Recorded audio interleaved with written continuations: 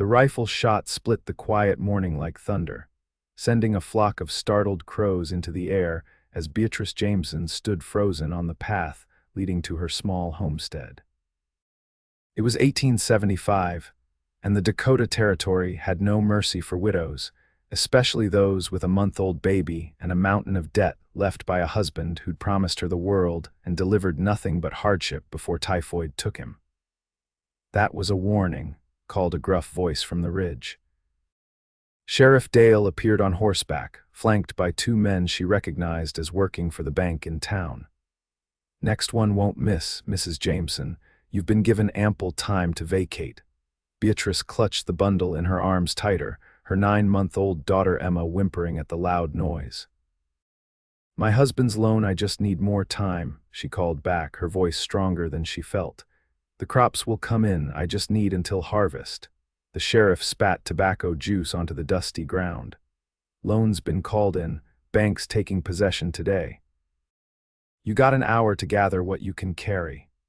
Fear clutched at Beatrice's throat, choking her protest before it could form. Behind her stood the small cabin that had been her home for nearly 2 years, the only home Emma had ever known. It wasn't much, but it was theirs, or it had been.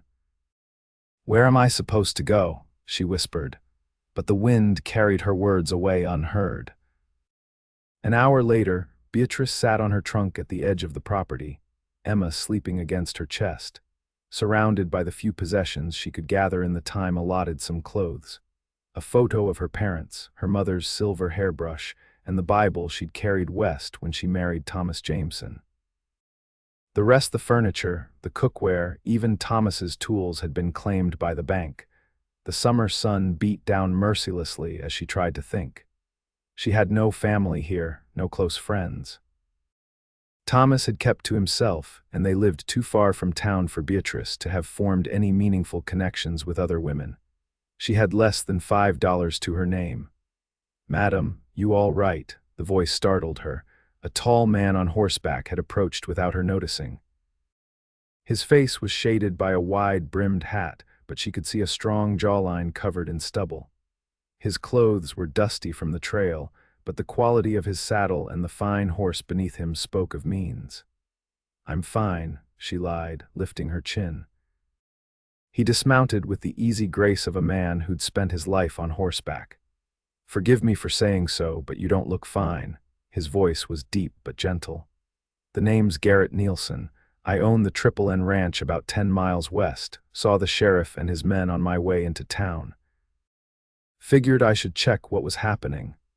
"They've taken my home," Beatrice said, tears threatening despite her determination not to cry in front of this stranger. "My husband borrowed against the property. When he died, the bank called in the loan." Garrett Nielson removed his hat, revealing sandy brown hair and kind green eyes that crinkled at the corners. "Thomas Jameson's widow. You knew my husband. Met him a few times at the mercantile." He shifted, looking uncomfortable. "Sorry for your loss, madam." "Thank you, Mr. Nielson," she replied automatically, the words hollow from repetition. Emma stirred against her chest, blinking up at the stranger with curious blue eyes. "Your little one?" he asked, his expression softening. "Emma, she's 9 months old." Garrett knelt down to eye level with the child, who shyly buried her face against her mother's neck. "Hello there, Miss Emma." The baby peeked out, then offered him a toothless smile that made the corners of his mouth twitch upward. "Mrs. Jameson, Beatrice, please." "Beatrice," he amended, "you can't stay out here. You got anywhere to go?" She hesitated, pride warring with practicality. "Not exactly." He rubbed the back of his neck, looking up at the cloudless sky as if searching for words. "I've got a proposition for you, though it might sound forward." "I need a wife." Beatrice stiffened.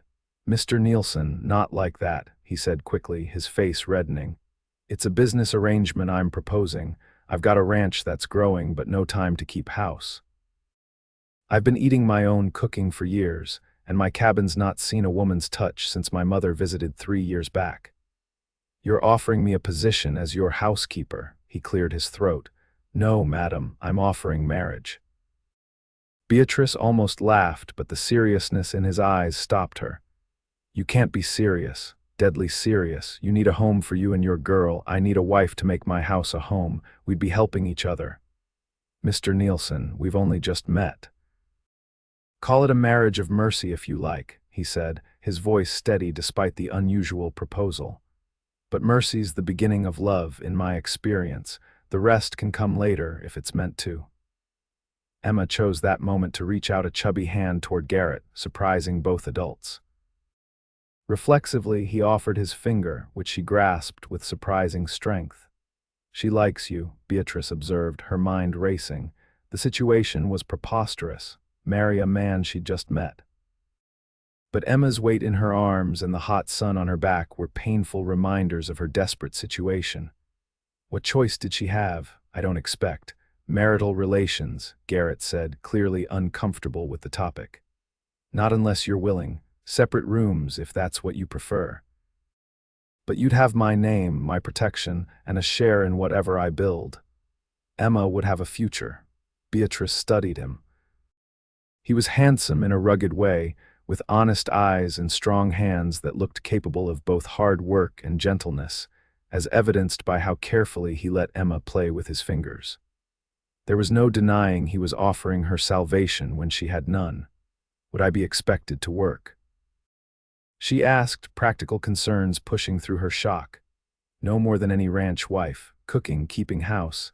I've got a Mexican couple, the Ortegas, who help with the ranch work. Elena would welcome another woman around. He paused. It's a good life, Beatrice, hard sometimes, but good. In that moment, Beatrice felt the weight of her wedding band on her finger, the one she still wore out of habit more than devotion to a man who'd left her nothing but debt and memories of broken promises. Thomas had swept her off her feet with grand words and grander schemes, none of which had materialized. Here was a man offering no romance, but something perhaps more valuable, honesty and security. How do I know you're not worse than what I'm facing now? She asked bluntly. Garrett nodded, respecting the question. You don't, but I can give you the names of people in town who know me. Pastor Williams, Doc Henderson, Sheriff Dale, though I reckon you're not inclined to trust his word just now. The mention of the sheriff made her frown. No, I'm not. I understand if you need time to think, but... He glanced meaningfully at her meager possessions and the swaddled baby. Time was a luxury she didn't have. The summer sun was climbing higher, and Emma would need feeding and changing soon. They had nowhere to sleep tonight. If I agree, she said slowly, I would want your word that Emma will be treated as your own. You have it, he replied without hesitation. She'll want for nothing I can provide. Beatrice took a deep breath. Then I accept your proposal, Mr. Nielson. Relief flashed across his features. Garrett, please. Garrett, she echoed, the name strange on her tongue. He helped her to her feet, careful not to disturb Emma. We'll need to see Pastor Williams to make it official, then we can head to the ranch. He paused. Is there anything else you need from here before we go? Beatrice looked back at the small cabin that had been her home. Through the window, she could see the bankmen inventorying her possessions. No, she said firmly, there's nothing there for me anymore. With surprising efficiency, Garrett loaded her trunk onto his horse and helped her mount behind him, adjusting his position so she could hold Emma securely between them.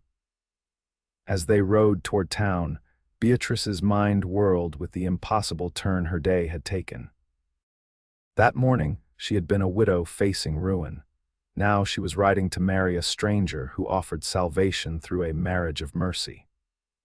Pastor Williams's eyebrows nearly disappeared into his hairline when they explained their intention to marry immediately. His small church on the edge of Willow Creek served as both place of worship and his personal residence.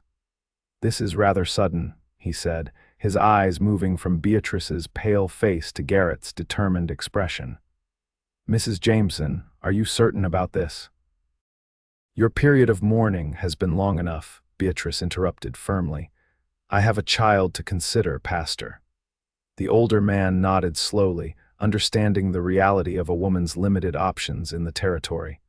And you, Garrett, I've known you since you came to these parts. This is not like you to act so impulsively. Garrett's shoulders straightened. I've been thinking of taking a wife for some time. Mrs. Jameson needs a home and I need a wife. It's a practical arrangement. The pastor sighed. Marriage is more than practicality, son. It's a sacred covenant. We understand that, Garrett assured him.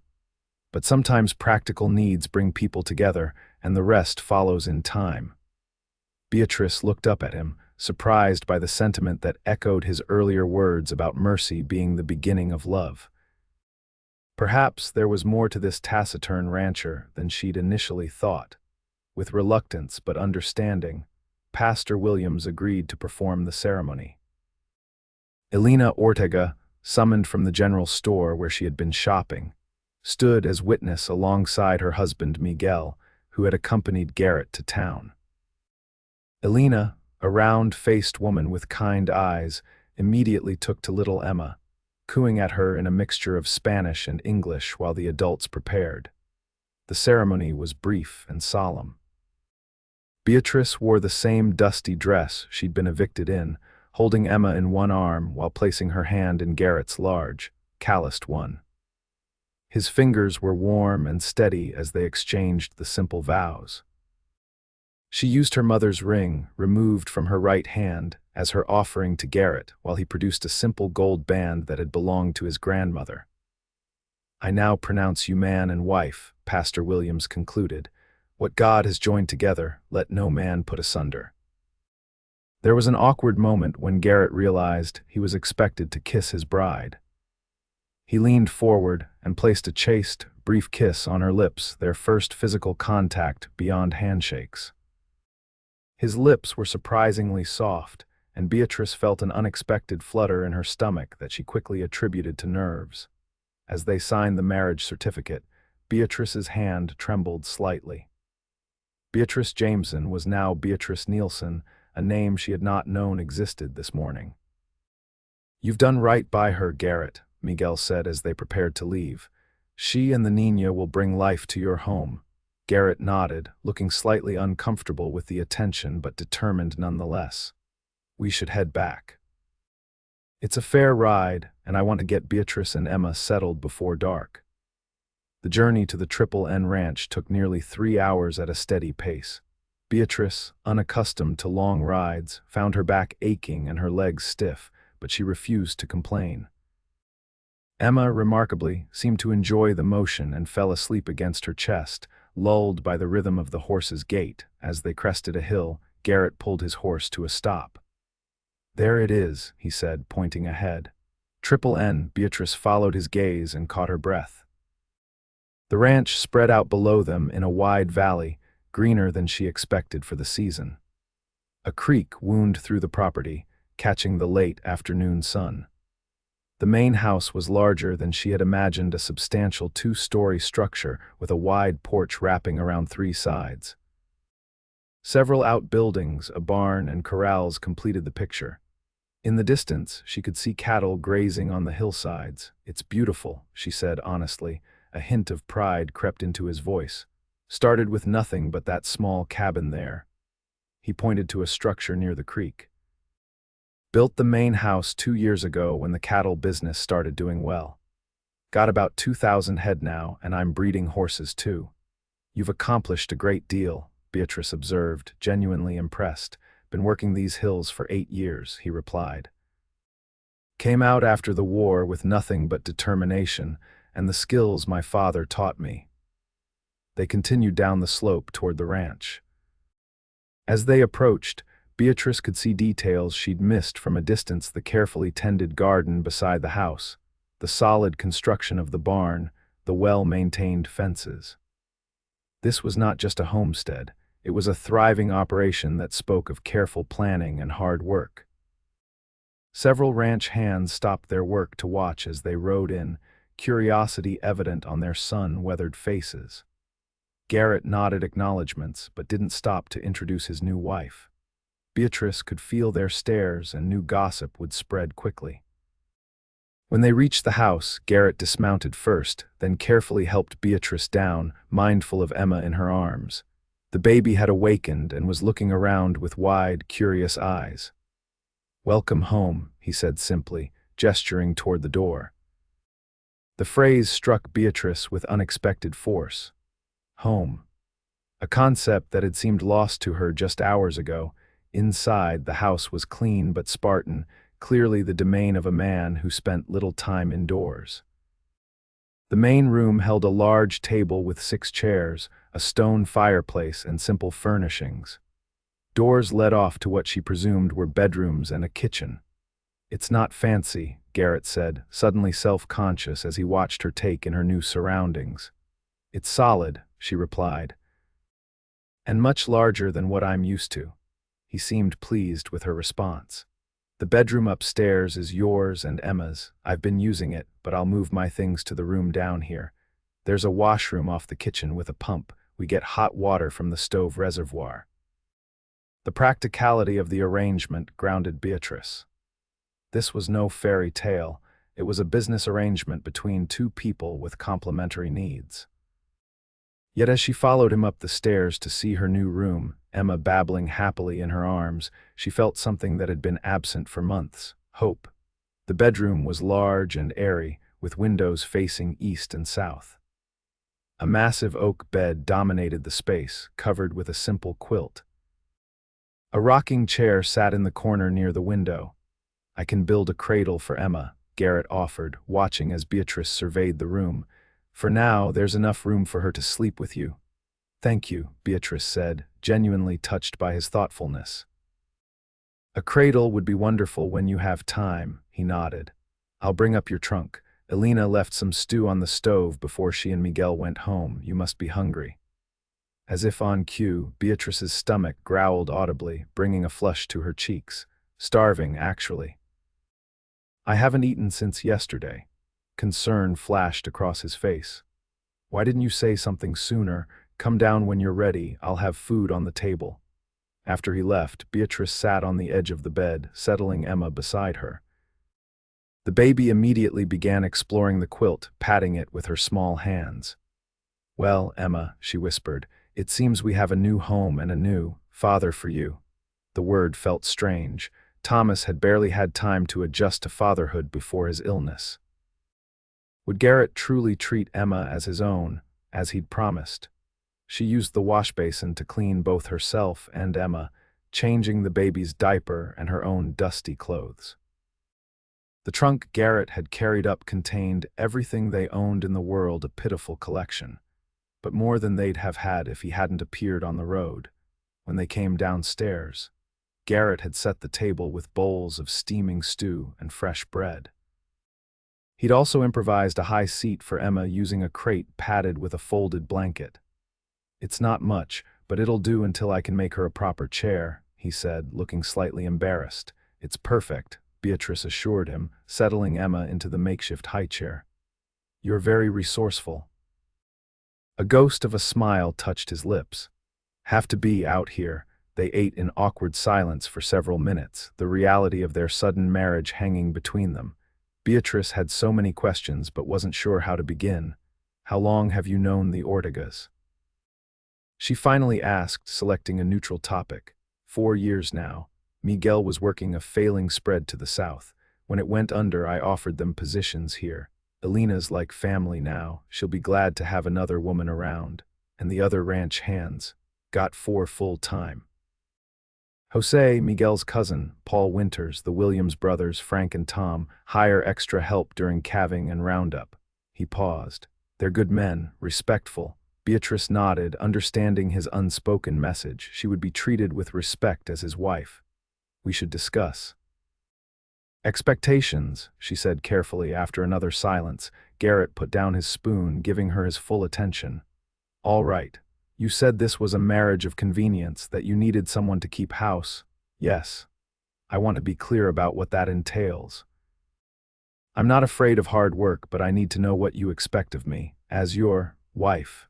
The word still felt foreign on her tongue. Garrett considered her question seriously.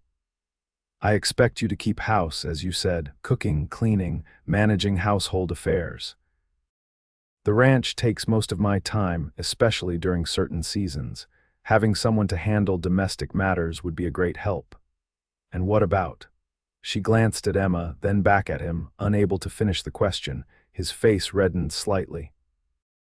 As I said earlier, I don't expect marital relations unless you're willing. That's not why I proposed this arrangement. Relief washed through her. She wasn't ready for that aspect of marriage again, not with a stranger. But, he continued, his voice low and steady, I should be honest. I hope that in time we might build something real between us. I'm not asking for love right away, Beatrice, just the chance for it to grow. The sincerity in his eyes caught her off guard. This wasn't just practicality speaking, there was genuine hope there. I can offer friendship, she said carefully, and respect, the rest, I can't promise. That's fair, he nodded. Friendship is a good foundation.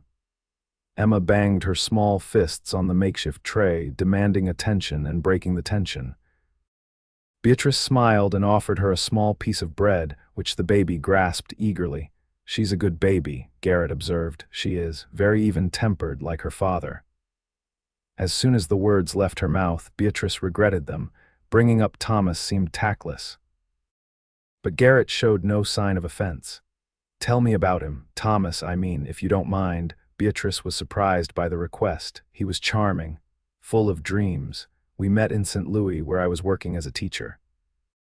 He painted such a picture of life out west, the opportunity, the freedom, the future we could build. She sighed. The reality was harder than his dreams. Usually is, Garrett agreed.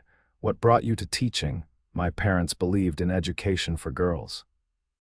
My father was a professor before his health failed. They sacrificed to send me to a women's college. She smiled sadly.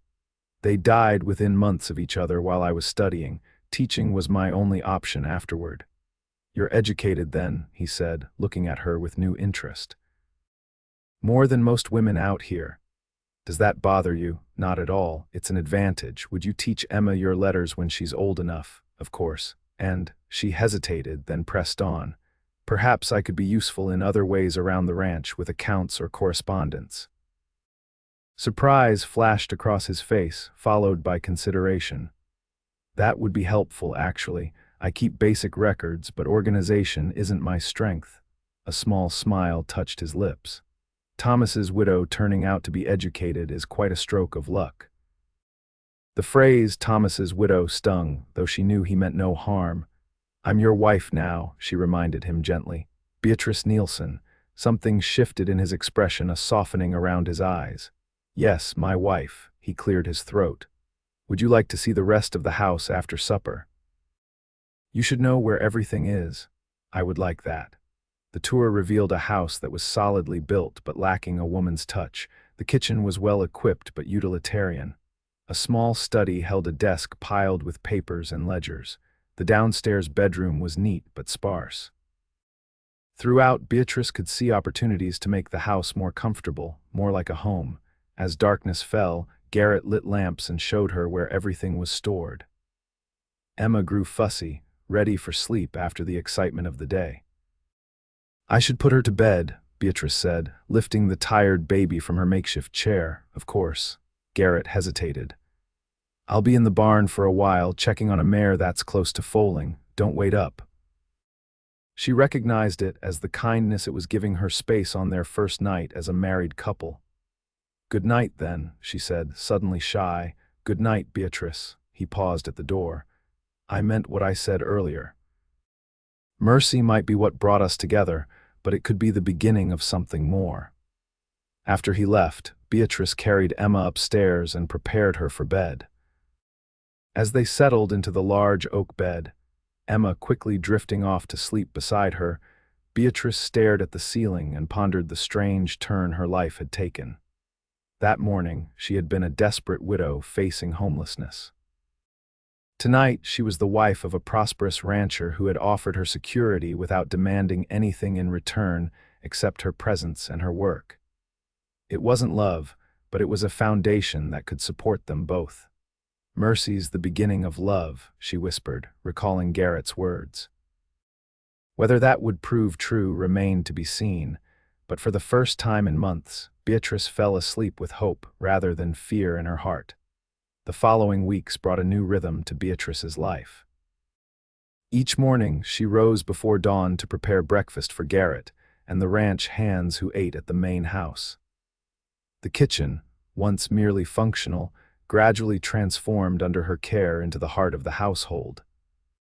She learned each man's preferences. Jose liked his coffee strong and black. Frank Williams couldn't stomach eggs, but devoured hot cakes by the stack. And Garrett himself had an unexpected sweet tooth that she indulged with fresh baked cinnamon rolls whenever possible. Emma thrived in her new environment. At 10 months old, she was attempting to pull herself up on furniture, babbling constantly, and charming everyone she encountered. The ranch hands treated her like a princess, bringing her small gifts: a carved wooden horse from Jose, a tiny doll from Paul whose sister had sent it from back east. Even the usually taciturn Williams brothers would break into smiles when Emma reached for them. Garrett proved true to his word, constructing a beautiful oak cradle for Emma within the first week. His skill with woodworking surprised Beatrice. The cradle was not merely functional, but featured intricate carvings of wildflowers around its edges. "Where did you learn to do this?" she asked, running her fingers over the detailed work. "My father was a furniture maker back in Pennsylvania," he replied, watching with satisfaction as Emma settled comfortably in her new bed. "I apprenticed with him before the war. It's beautiful, Garrett, thank you." His ears reddened at her praise. "It's nothing. Been a while since I had a reason to use those skills." True to his word, he kept a respectful distance, sleeping in the downstairs bedroom and never presuming upon their arrangement. They settled into a partnership of sorts. She managed the household while he ran the ranch, their paths crossing at mealtimes and occasionally in the evenings when work was done.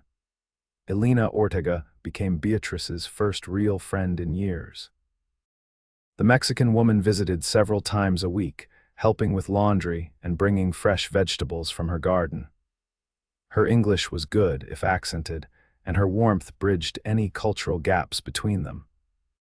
"El Patron, he is different since you come," Elena observed one afternoon as they hung washing on the line behind the house.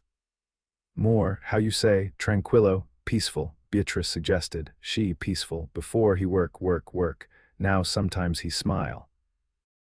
Beatrice had noticed the change herself. Garrett still worked from sunup to sundown, but he'd begun lingering at the breakfast table to play with Emma for a few minutes before heading out. Sometimes in the evenings, he'd sit on the porch with Beatrice, watching the sunset and talking about his plans for the ranch. They were small changes, but significant. In late September, a letter arrived that disrupted their developing routine. Beatrice was going through the ranch accounts, which she had organized into a proper ledger system, when Garrett returned from town with the mail. "This came for you," he said, handing her an envelope addressed in an unfamiliar hand. Puzzled, she opened it to find a letter from a law firm in St. Louis. "Is something wrong?" Garrett asked, noting her expression as she read. "I'm not sure," she replied slowly. "It's about my parents' house in St. Louis. I thought it was sold after they died, but apparently there was some complication with the title. The lawyer says it's been resolved, and there are proceeds from the sale being held for me." Garrett sat beside her at the table. "How much?" $500. She looked up, stunned. It was a substantial sum. A smile spread across his face. "That's wonderful news, Beatrice." She studied him carefully. "Does this change things between us?" His brow furrowed. "Why would it? I'm no longer destitute. Our arrangement was based on my need for security." Understanding dawned in his eyes, followed by something that looked almost like hurt. "Do you want it to change things? Are you unhappy here?" "No," she said quickly, surprising herself with how true it was. "I'm not unhappy at all." Relief crossed his features. "Then nothing needs to change," he hesitated. "Unless you want it to." Beatrice considered the question seriously. Did she want to leave? The money would allow her independence. She could move to a town with a school, perhaps resume teaching. But the thought of leaving the Triple N, of taking Emma away from this healthy, thriving environment, of no longer seeing Garrett's rare smile when their daughter did something new, it left her cold. "I want to stay," she said finally. "This is Emma's home now, and..." She added softly, "Mine too, I think. The tension in Garrett's shoulders eased visibly. Good, that's good. That evening, after Emma was asleep, Beatrice joined Garrett on the porch with a proposal of her own. "I'd like to use part of the money to improve the house," she said, settling into the chair beside his. "We need proper curtains for winter, and the kitchen could use some modernizing, maybe a proper bathtub instead of just the wash barrel." "You don't need to spend your inheritance on the ranch," he objected. "It's my home too," she reminded him. "And if I'm going to be the mistress of Triple N Ranch, I want it to reflect well on us." She smiled. "Besides, a proper bathtub would benefit everyone," he chuckled. "Can't argue with that logic. I'd also like to set aside some for Emma's education, and perhaps a small amount for emergencies." Garrett nodded approvingly. "Smart thinking. My mother always kept what she called a rainy day fund that my father didn't know about." Beatrice raised an eyebrow. "And how did you know about it?" "She told me after he died, said every woman should have something that's just hers." He looked at her seriously. "I think she was right." The conversation marked a subtle shift in their relationship. It was the first time they had discussed a future that extended beyond their initial arrangement, a future that assumed they would remain together not just out of necessity, but by choice. As autumn painted the hills in vibrant hues of gold and crimson, Beatrice settled more confidently into her role as Mrs. Nielson. The ranch hands now came to her with minor injuries for treatment, knowing she kept a well-stocked medicine chest.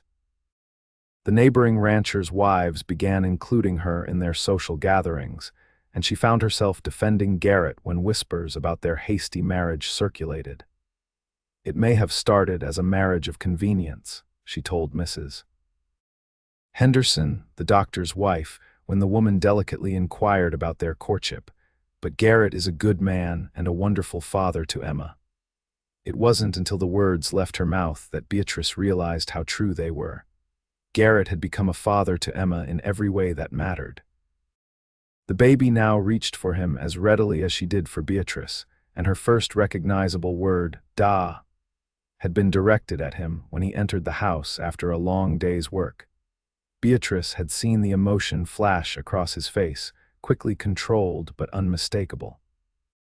Later that night, after Emma was asleep, she found him on the porch staring at the stars. "She didn't mean anything by it," Beatrice said softly, afraid he might be upset about Emma calling him Da when she wasn't his biological child. Garrett turned to her, confusion evident. "What do you mean?" "Emma, calling you Da, she's just at that age where she's learning words." Understanding dawned in his eyes, followed by something that looked like pain. "Do you not want her to think of me that way?" The question caught her off guard. "I thought perhaps you might feel it was presumptuous. That I was letting her forget Thomas." Garrett was quiet for a long moment. "Thomas gave her life," he said finally. "I would never want to take that from either of you, but he's gone, Beatrice, and I'm here, hoping to give her everything else a father should: protection, guidance, love." He looked directly at her. "Unless you object." Tears pricked at Beatrice's eyes, unexpected and unwelcome. "I don't object," she whispered. I think Thomas would be grateful that she has you." Something shifted between them that night, an understanding that their marriage, begun as a pragmatic solution to mutual problems, had evolved into something neither had anticipated. They weren't in love, not yet, but they were building something solid and real, something with the potential for more. October brought the cattle roundup, a busy time when Garrett and the ranch hands worked from before dawn until well after dark gathering, counting and selecting which animals to drive to the railhead for sale and which to keep for breeding. Beatrice rose even earlier than usual to ensure everyone had a hearty breakfast before heading out, and stayed up late preparing meals that could be easily transported to the far corners of the property. It was during this hectic period that disaster struck. Beatrice was in the garden harvesting the last of the season's vegetables when she heard Emma's frightened cry from inside the house. She had left the baby playing in the main room, surrounded by a makeshift fence of chairs to keep her from crawling into trouble. Dropping her basket, Beatrice ran toward the house, her heart pounding. The cry came again, followed by a sound that froze her blood, a violent crash and the splintering of wood. She burst through the door to find that the heavy bookcase, which she had thought securely attached to the wall, had toppled forward. Emma's cries came from beneath it.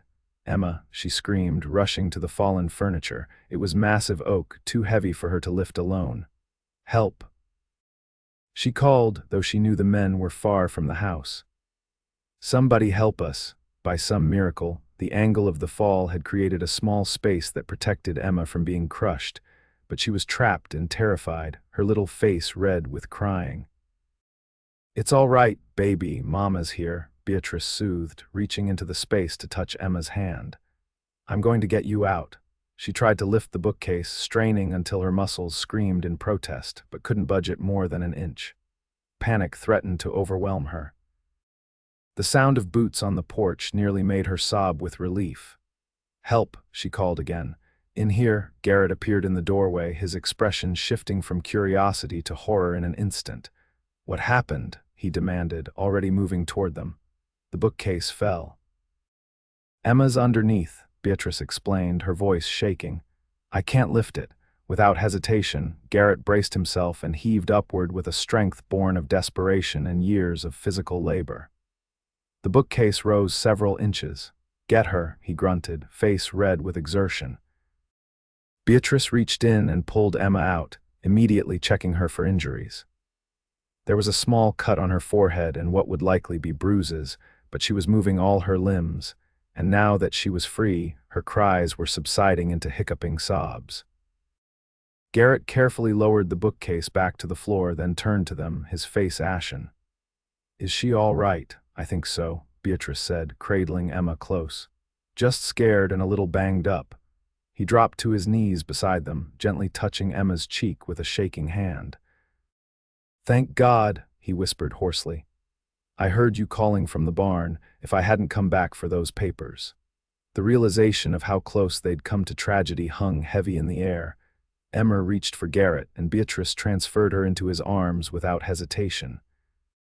He held the baby close, his large hand cradling her head with infinite tenderness. "I'm securing that damned thing to the wall properly," he said, voice rough with emotion. "And every other piece of furniture that could fall." Beatrice nodded, too shaken to speak. Watching Garrett comfort Emma, seeing the naked fear and love in his eyes, something shifted inside her, a recognition that the man who had offered her a marriage of mercy had become something far more important than a provider or protector. He had become family. That night, after Emma was finally asleep in her cradle, exhausted from her ordeal, Beatrice found Garrett in his study. He was sitting at his desk, head in his hands, ledgers forgotten beside him. "Garrett," she said softly. He looked up, his expression haunted. "I keep thinking about what might have happened if I hadn't come back." She crossed the room, and without thinking about it, placed her hand on his shoulder. It was the first time she had initiated physical contact between them outside of necessary interactions. "But you did come back," she reminded him, "and Emma is safe." "This time," he said grimly, "but I can't always be there. I should have secured that bookcase properly in the first place. I should have—" "Stop," Beatrice interrupted gently. "We can't protect her from everything, Garrett. We can only do our best." He caught her hand, holding it against his shoulder. "When I heard you screaming," his voice broke. "I've never been so scared." The raw honesty in his admission touched something deep within her. This was not the reaction of a man who had entered into a practical arrangement. This was the fear of a father who could not bear the thought of losing his child. "I know," she whispered. "I was terrified too." He stood, still holding her hand, and they were suddenly very close. Beatrice could see the flecks of gold in his green eyes, the lines at their corners from squinting in the sun, the slight tremble in his lips. "Beatrice," he said, his voice barely audible, "I need to tell you something." Her heart quickened. "Yes, I know our arrangement wasn't meant to be." "Emotional, but he faltered, then pushed on. "I care for Emma as if she were my own, and I care for you too, more than I expected to." The admission hung between them, changing everything and nothing at once. They had been moving toward this moment for weeks, perhaps since the day he found her sitting on her trunk by the side of the road. "I care for you too," she admitted, the words both frightening and freeing. "I don't know exactly what that means yet, but it's true." Relief flooded his features. Slowly, giving her every opportunity to pull away, he leaned forward and brushed his lips against hers. Unlike their wedding day kiss, which had been brief and formal, this was gentle but intentional, a question rather than an obligation. Beatrice found herself responding, her free hand coming up to rest against his chest. The steady beat of his heart beneath her palm grounded her as the kiss deepened slightly, still careful but now tinged with something warmer. When they parted, Garrett rested his forehead against hers. "I don't expect anything," he said quietly. "Just wanted you to know where I stand." She nodded, unable to find words for the complicated emotions swirling within her: gratitude and attraction, respect and fear, the ghost of her first marriage and the potential of this one. "We can take it slow," he continued, reading her silence. "However slow you need." Beatrice met his gaze, finding nothing but sincerity there. "I'd like that," she whispered. That night marked another shift in their relationship. Though Garrett continued to sleep downstairs, respecting her need for space, other barriers began to fall. They took to sitting together in the evenings, sometimes talking about the ranch or Emma, sometimes reading companionably by the fire. Occasionally their hands would meet, fingers intertwining with increasing comfort. As winter approached, bringing with it the prospect of long, cold nights and snowbound days, Beatrice found herself considering the sleeping arrangements with new perspective.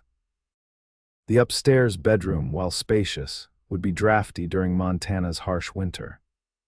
The practical solution would be to share body heat, but practicality wasn't the only factor now. Her feelings for Garrett had evolved from cautious gratitude to genuine affection and respect.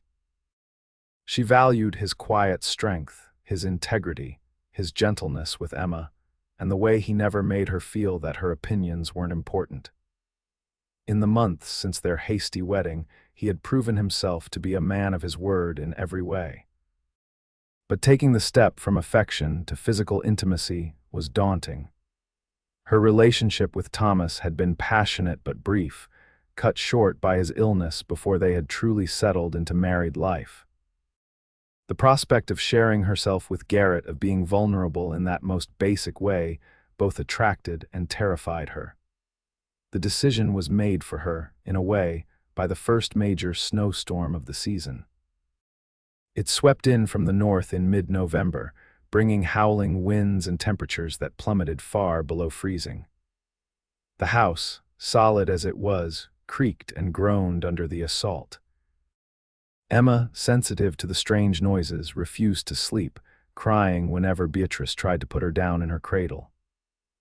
After hours of pacing the floor with an overtired baby, Beatrice finally settled into the rocking chair by the window, Emma cradled against her chest. A soft knock on the bedroom door startled her. "Beatrice," Garrett's voice came through the wood. "Everything all right?" I heard crying. "Come in," she called softly.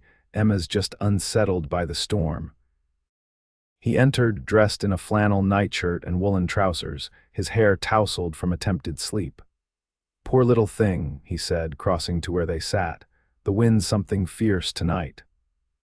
As if to emphasize his point, a particularly strong gust rattled the windows, making Emma whimper and burrow closer to her mother. "The upstairs is always colder," Garrett observed, rubbing his arms against the chill. "Maybe you should bring her downstairs. The parlor's warm with the fire." Beatrice nodded, too tired to argue. "That sounds sensible." Downstairs, the difference was immediately noticeable. The parlor, with its stone fireplace still glowing with banked coals, was significantly warmer than the upper floor. Garrett added more wood to the fire, stoking it back to cheerful flames that cast dancing shadows on the walls. Emma, soothed by the warmth and flickering light, finally began to drift off in Beatrice's arms. When her eyes closed completely, tiny fingers relaxing their grip on her mother's nightgown, Beatrice sighed with relief. "Should I take her back upstairs?" Garrett asked in a whisper. Beatrice looked at the peaceful baby, then at the stairs that seemed to stretch endlessly upward to the cold bedroom. I hate to move her now that she's finally asleep. Garrett hesitated, then offered, "You could stay down here. My bed's big enough for both of you and the room's much warmer." "I can take the sofa." The suggestion was entirely practical, made with no ulterior motive, but it presented Beatrice with the opening she had been considering for weeks. "Or," she said, gathering her courage, "you could stay too. It is your bed, after all." His eyes widened slightly. "Beatrice, I don't want to presume you're not presuming," she interrupted softly. "I'm offering." For a moment he seemed frozen, processing her words, then he nodded slowly. "If you're sure." "I am." His bed was indeed spacious enough for all three of them, though not as large as the one upstairs. Beatrice settled Emma between them, a natural barrier that provided both reassurance and a reminder that this step, while significant, didn't need to lead immediately to greater intimacy. As they lay in the darkness, listening to Emma's soft breathing and the howling wind outside, Beatrice felt a strange peace settle over her. Here, in this moment, with her daughter safe between them and the storm held at bay, she was exactly where she needed to be. "Garrett," she whispered. "Thank you for everything." She felt his hand find hers in the darkness, their fingers intertwining above Emma's sleeping form. "No, Beatrice, thank you for saying yes that day, for giving us a chance to become a family." Family, the word resonated in the quiet room. That's what they were becoming, the three of them, not by blood or obligation, but by choice and growing love. "Mercy's the beginning of love," she murmured, remembering his words from that first day, his fingers tightened around hers. "And where are we now, do you think?" Beatrice smiled in the darkness. "Somewhere in the middle, I think, with the beginning behind us and plenty still ahead." She felt rather than saw his answering smile. I like the sound of that. As winter deepened, so did their connection. The arrangement of sharing a bed continued, evolving gradually from simple proximity to tentative exploration and eventually to the full expression of their growing feelings. Garrett proved to be a patient and considerate lover, never pushing, always attentive to her responses. Their first time together, Emma sleeping soundly in her cradle which Garrett had moved downstairs, was tender and unhurried, a discovery rather than a culmination. Afterward, as they lay tangled together beneath the quilts, Beatrice felt a sense of rightness that had been absent from her life for too long. "I never expected this," she admitted, her head resting on his chest, listening to the steady beat of his heart. "When you proposed that day, I thought we might develop friendship at best." His fingers traced lazy patterns on her bare shoulder. And now, she raised herself on one elbow to look at him in the dim light of the banked fire. "Now I think I'm falling in love with you, Garrett Nielson." The smile that spread across his face was like sunrise breaking over the mountains, slow, beautiful, illuminating. "I've been in love with you for months," he confessed, "just been waiting for you to catch up." She laughed softly, swatting his chest playfully. "You could have said something." "I did." His expression grew serious. "That first day, I told you mercy was the beginning of love. I just didn't realize how quickly it would grow for me." The snowbound days of winter provided ample opportunity for their relationship to deepen. Cut off from the outside world except for occasional trips to town when the weather permitted, they created their own world within the walls of the ranch house. They talked for hours about their childhoods, their dreams, their fears. Garrett spoke of the war and the nightmares that still occasionally plagued him. Beatrice shared her grief over her parents and the complicated feelings Thomas's death had left her with. Emma flourished under their combined attention.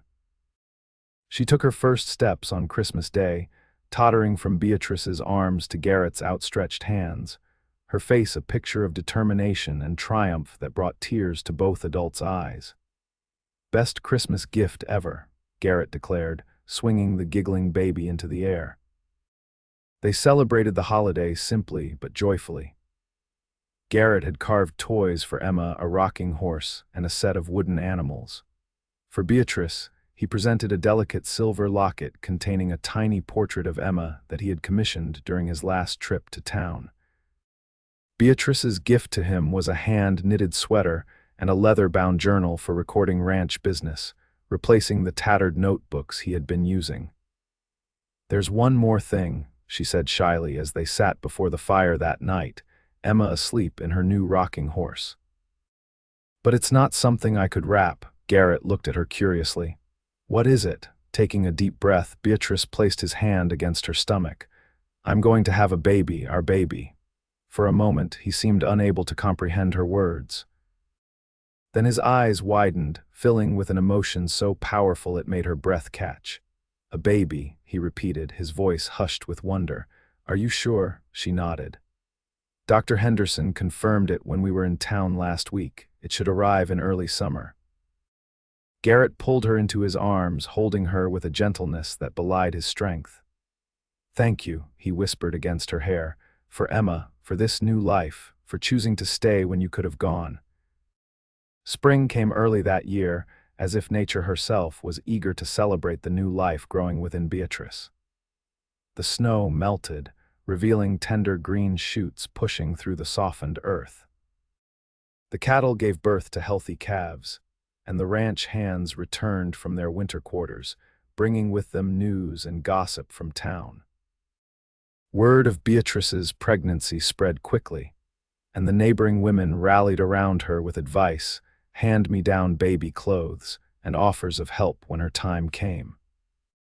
Elena Ortega was particularly attentive, bringing special teas she swore would ensure an easy delivery and knitting tiny garments with skilled hands. As Beatrice's belly grew, so did the ranch's prosperity. The winter had been kind to their stock, and cattle prices were high. Garrett hired 2 more hands and began planning an addition to the house, a nursery adjoining their bedroom and a larger kitchen for Beatrice. "You're nesting," she teased him one evening as he showed her the plans he had drawn up. "Is that bad?" he asked, looking genuinely concerned. She laughed, covering his hand with hers. "No, it's wonderful.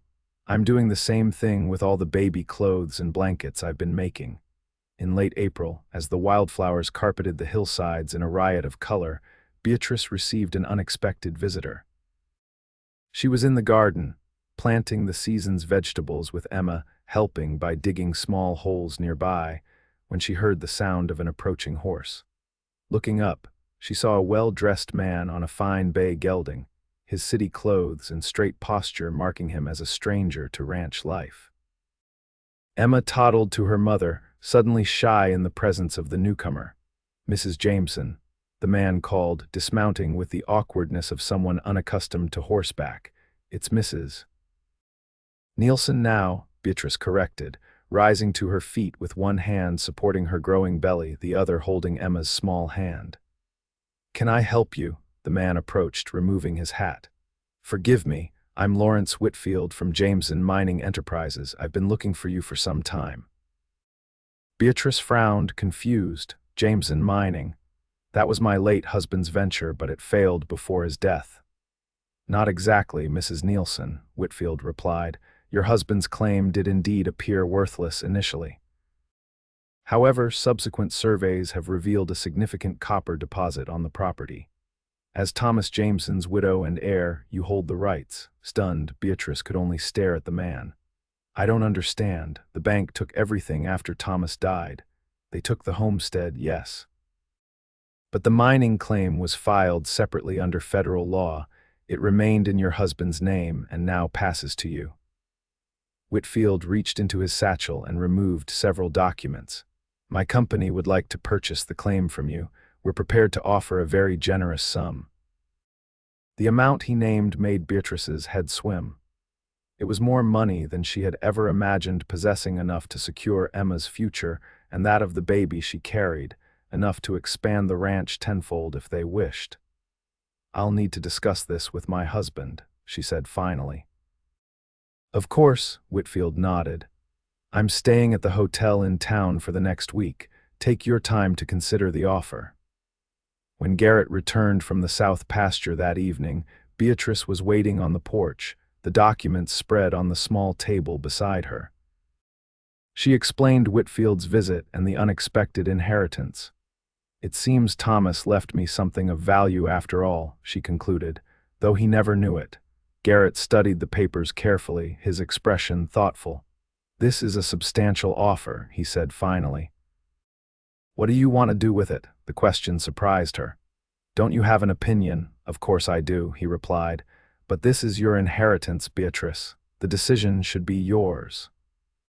His respect for her autonomy, even in the face of such wealth, reinforced what she already knew, that she had married a rare kind of man, one who valued her as a partner rather than a possession.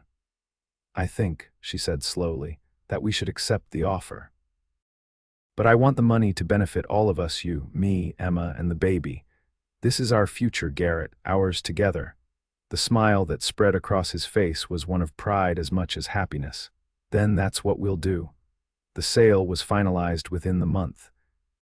The proceeds were carefully invested and allocated, some for the children's education, some for ranch improvements, some set aside for emergencies, and a portion donated to establish a school in Willow Creek, a project Beatrice had discussed with Pastor Williams for some time. As her pregnancy progressed, Beatrice found herself reflecting often on the strange journey that had brought her to this point. A year ago, she had been a desperate widow facing ruin.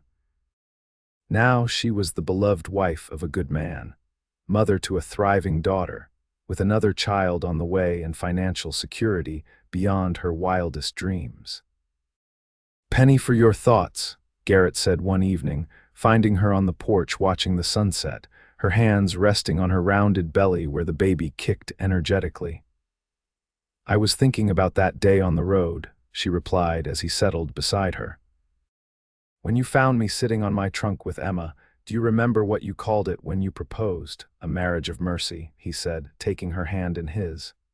"And you said mercy was the beginning of love." She turned to face him, her eyes bright with emotion.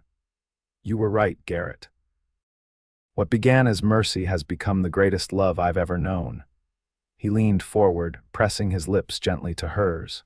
"For me too, Beatrice, for me too." In early June, as the wildflowers reached their peak and the meadows surrounding the Triple N Ranch rippled with new grass, Beatrice went into labor. Elena Ortega and the doctor's wife attended her, while Garrett paced anxiously outside with Emma, telling the increasingly worried toddler stories to distract them both from Beatrice's occasional cries of pain. After 6 hours of labor, mercifully short for a second child, as Elena repeatedly assured her, Beatrice delivered a healthy baby boy with a shock of dark hair and his father's green eyes. "Garrett," she called weakly once she had been cleaned up and the baby swaddled.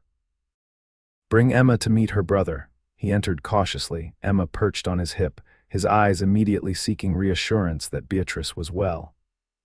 What he saw his wife propped against the pillows, tired but radiant, holding their son, brought tears to his eyes. "Come meet your son," Beatrice said softly. Garrett approached the bed, settling Emma carefully beside her mother. The toddler peered curiously at the tiny bundle. "Baby?" she asked, her vocabulary still limited but growing daily. "Yes, sweetheart, this is your brother," Beatrice confirmed. "Would you like to touch him?" Under her mother's guidance, Emma gently patted the baby's cheek. "Nice baby," she declared solemnly. Garrett sat on the edge of the bed, one arm around Emma, the other reaching to touch his son's tiny hand. "He's perfect," he whispered, "just like his mother." Beatrice smiled, exhaustion and joy mingling in her expression. "We need to name him." They had discussed names but hadn't settled on one, wanting to wait until they met their child. "What about Thomas?" Garrett suggested, surprising her, to honor his heritage. The suggestion touched Beatrice deeply. It was so like Garrett to acknowledge the past rather than try to erase it. "Thomas Garrett Nielson," she said, testing the name. "It sounds right." "It does," he agreed, "but I was thinking Thomas as a middle name. For his first name, what about Matthew?" "After my father." "Matthew Thomas Nielson," Beatrice repeated. "It's perfect." As if recognizing his name, the baby opened his eyes, regarding them with the unfocused gaze of newborns. "Hello, Matthew," Garrett said, his voice thick with emotion. "Welcome to the family." In that moment, surrounded by her husband and children, Beatrice felt a completeness that transcended the material security they now enjoyed. What had begun as a pragmatic arrangement, a marriage of mercy, had blossomed into something far more precious. A family bound by love, respect, and shared dreams. 5 years later, on a warm summer evening, Beatrice stood on the porch of their expanded home, watching Garrett teach 6-year-old Emma and 4-year-old Matthew to ride their ponies in the corral. 2-year-old Sarah, their youngest, played at her feet with the wooden animals Garrett had carved for her last Christmas. The Triple N Ranch had prospered beyond their expectations. The house now boasted modern conveniences, including indoor plumbing and a proper washroom with the bathtub Beatrice had longed for. The barn had been expanded, and a bunkhouse built for the additional hands needed to manage their growing herd. A small schoolhouse stood near the main house, where Beatrice taught not only their children but those of the hands and neighboring ranchers. "Mama, look," Emma called, her blonde braids flying as she trotted her pony in a perfect circle. "I'm doing it by myself, I see you, darling." Beatrice called back, her heart swelling with pride. Emma had Thomas's coloring but Garrett's determined spirit. She was fearless and kind, a natural leader among the ranch children. Matthew, more reserved but equally determined, concentrated intensely as he guided his own mount. His little face serious beneath the too large hat he insisted on wearing because it looked like his father's. Garrett glanced up, catching Beatrice's eye across the yard. The love in his gaze, undiminished by years of marriage and the challenges of ranch life, still had the power to make her heart skip a beat. He tipped his hat to her, a playful gesture that had become their private signal of affection. Later that night, with the children asleep and the day's work complete, they sat together on the porch swing Garrett had built when she was pregnant with Sarah. The evening air was sweet with the scent of summer blooms, and in the distance, coyotes called to one another under a rising moon. "Do you ever think about that day?" Garrett asked, his arm around her shoulders, pulling her close against the cooling night air. "When I found you on the road with Emma, often," she admitted, resting her head against his chest. "I was so desperate then, so afraid for our future." "And I was so alone," he said quietly. "I had the ranch, but no one to share it with, no real purpose beyond the next season, the next drive." She tilted her face up to his. "Do you remember what you told me about our marriage?" A smile touched his lips. "I called it a marriage of mercy." "And you said mercy was the beginning of love," she finished. "You were wiser than you knew, Garrett Nielson, or luckier than I deserved," he countered, bending to kiss her softly. "To think I might have taken a different road that day, might never have found you." "But you did find me," she reminded him. "And here we are." Here they were indeed no longer strangers bound by necessity, but partners joined by choice and strengthened by years of shared joys and sorrows, triumphs and challenges.